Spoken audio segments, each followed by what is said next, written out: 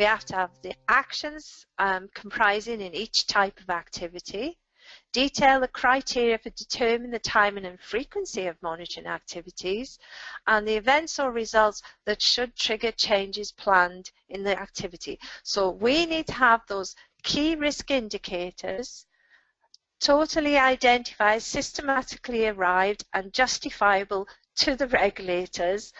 And once we have those in place, if the data exceeds what we expect, then we will trigger an on-site visit.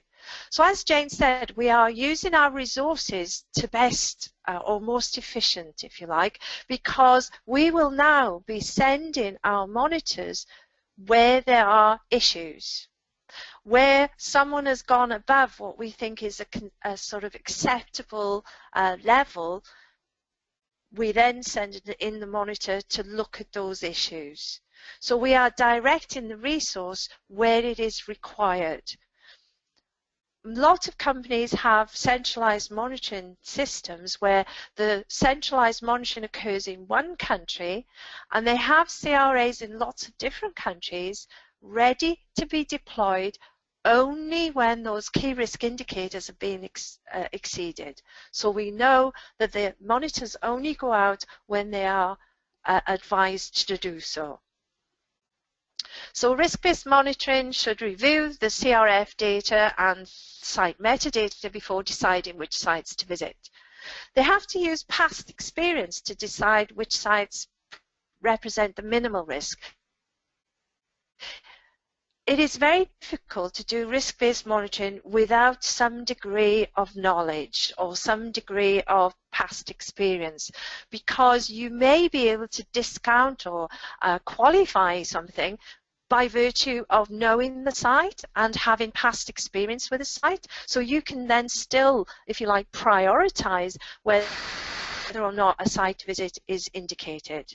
And you use this knowledge to prioritize if you need a visit or if you need a greater percentage SDV, etc.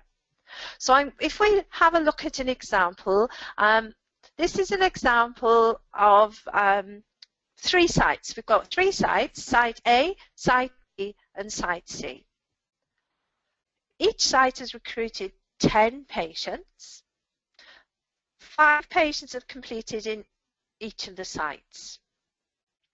The number of adverse events per patient at Site A is 4.1. The number of AEs per patient at Site B is 5.6. The number of AEs per patient at Site C is less than 1.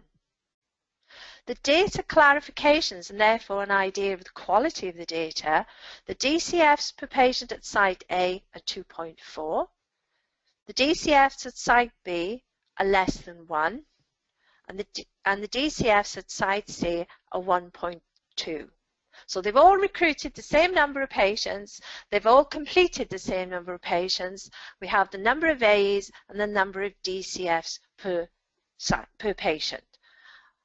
What is the first thing that you see when you look at that data?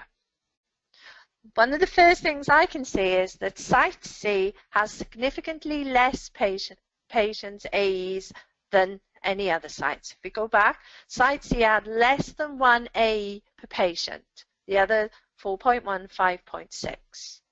Site B had significantly less data clarifications per patient. If we go back, we can see that Site B has less than 1 DCF, whereas the others have 2.4 and 1.2 respectively.